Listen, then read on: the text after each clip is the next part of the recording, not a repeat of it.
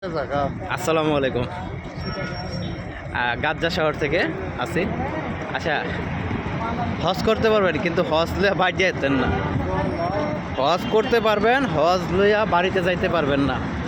অতি মূল্যবান একটা কথাটা আমার না, আমার ইব্রাহিম কাকা কইছে। এখন ইব্রাহিম কাকা কি কারণে কইছে এটা ইব্রাহিম কাকা নিজের মুখে কইব। এই যে সালাম দিয়ে আবার কইন আপনার কষ্টটা। আসসালামু আলাইকুম। গতকাল দুপুর বেলায় আমরা জানি করে আইছি আমগর চায়ের 5 বেটার খাওয়ান আরেক বেটারা লয়ে গেছে গা ভাই নাই আমরা, দুঃখের কথা।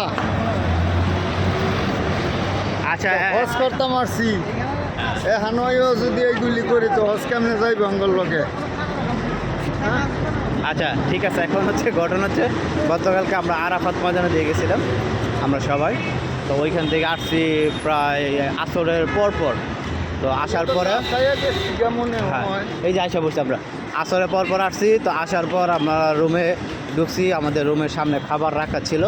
এখন ঘটনা হয়েছে আমাদের 4 জনের খাবার অতিরিক্ত কেউ নিয়ে গেছে, মানে আমরা গতকালকে খাবার পাইনি।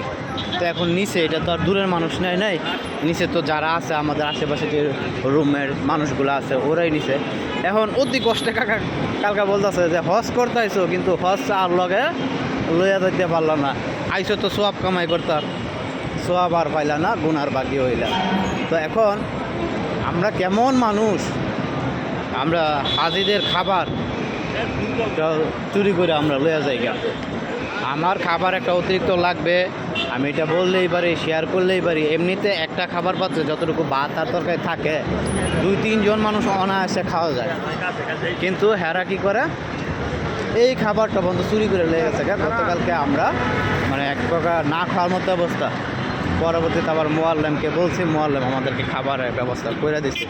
কিন্তু যে একটা কষ্ট করছি, আল্লাহ মাফ করুক, আল্লাহ তাদেরকে হেদায়েত করুক, আল্লাহ তাদেরকে ভালো রাস্তা চালাক। আল্লাহ হজ করতে আইসা খাবার চুরি করে, আল্লাহ মাফ করো তাদেরকে, আল্লাহ তুমি মাফ করো, আল্লাহ তাদেরকে মাফ করো। আস্তাগফিরুল্লাহ, আস্তাগফিরুল্লাহ, আস্তাগফিরুল্লাহ। আল্লাহ হাফেজ।